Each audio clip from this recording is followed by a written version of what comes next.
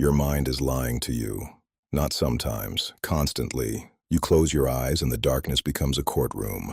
Your own thoughts accuse you, sentence you, replay every mistake with perfect cruelty. But here's what nobody tells you. Nothing is actually happening. The danger is manufactured inside your own skull. What if worry isn't responsibility? What if it's an addiction to the illusion of control?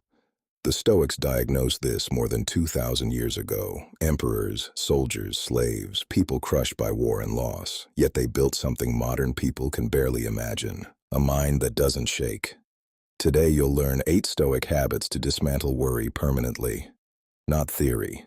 Weapons. Stay until habit 8. Because that one doesn't just reduce anxiety, it eliminates the ground anxiety grows from. Marcus Aurelius ruled during plagues and wars that could have broken any man. He wrote, "You have power over your mind, not outside events. Realize this, and you will find strength. Not motivational strength, real strength. The kind that loosens the chest, the kind that lets you actually sleep." Most people try to control everything outside them and lose their peace doing it. The Stoic does the opposite, accepts reality completely, then trains the mind to respond with precision instead of panic. You're not weak for worrying. You were trained to believe overthinking is protection. Today, you replace that training until worry loses its grip entirely. Before we go deeper, most people stop here. If you're still watching, you're different. Subscribe to Silent Forge. Not for motivation, but for mental tools you can actually use. In a world of noise, we offer direction. In a world of distraction, we build discipline. Hit that subscribe button now. Let's continue forging. Habit 1. Rehearse the worst to destroy its power. Have you ever suffered over something that never happened? Your mind constructs the worst-case scenario, and your body reacts as if it's already real. Racing pulse, locked chest, collapsing stomach. The Stoics had a tool for this. Premeditation of adversity. Not to frighten yourself, to prepare yourself. Seneca taught that the person who anticipates hardship steals its power before it arrives. Before anything important, ask one brutal question.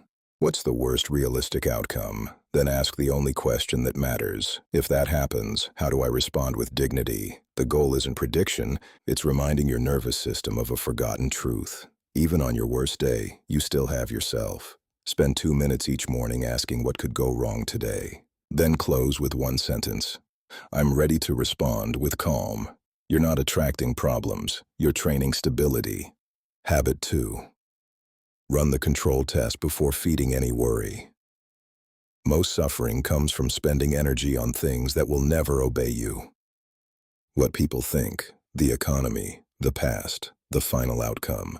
When you try to control the uncontrollable, you build a relationship with helplessness.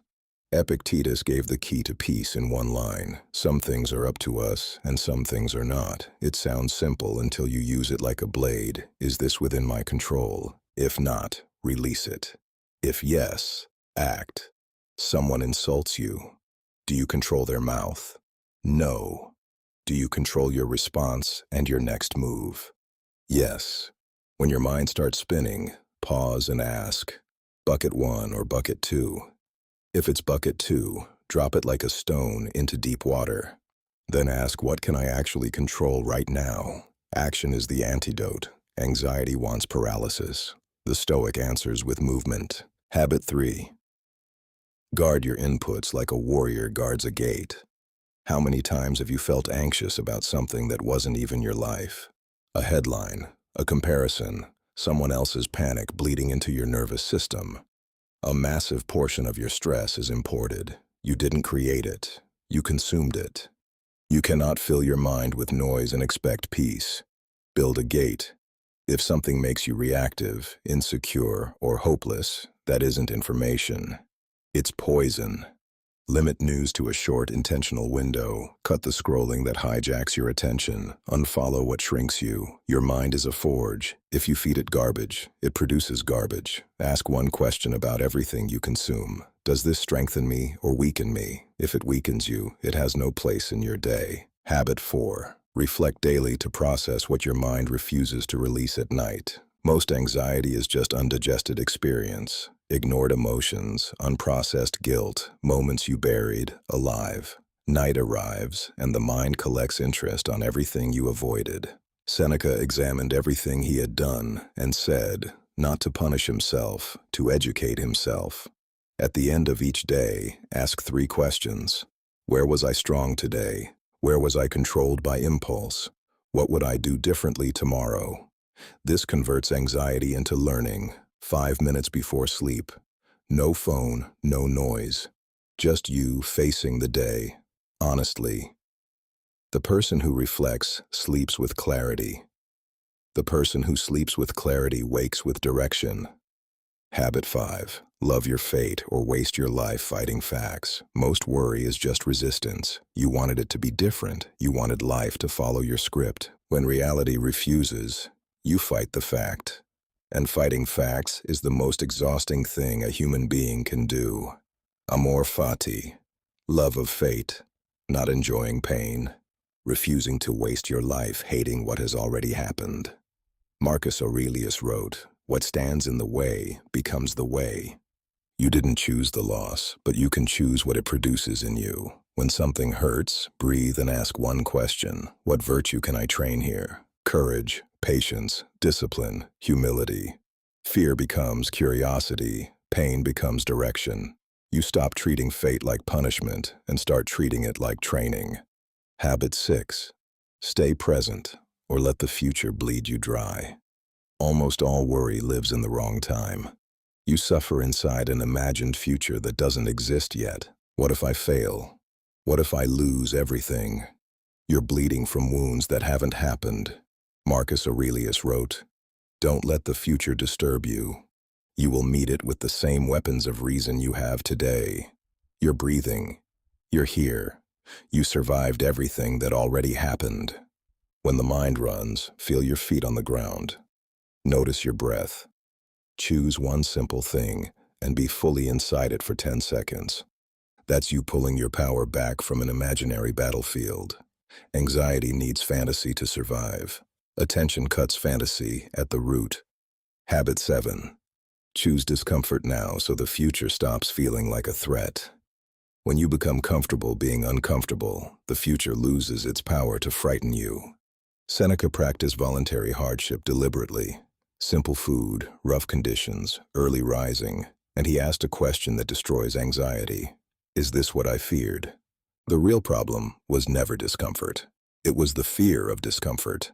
If you never train, any pain feels unbearable. I can handle whatever arrives.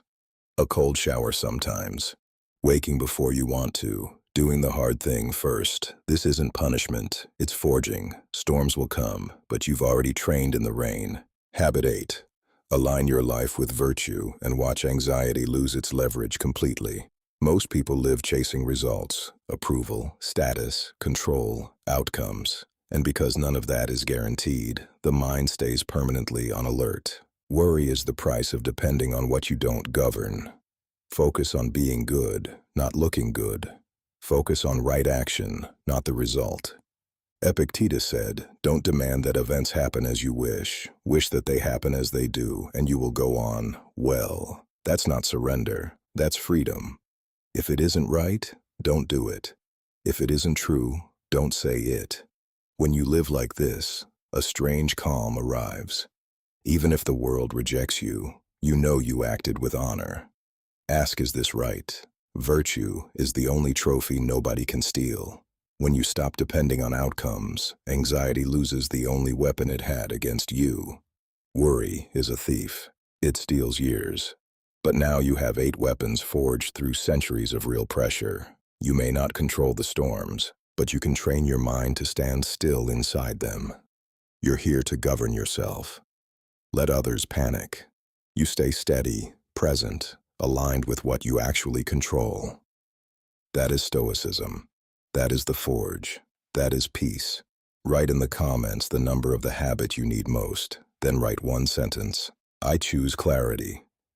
Subscribe to Silent Forge. Because the person who forges their thinking in silence becomes the calmest person in every room they enter. And that person was always you.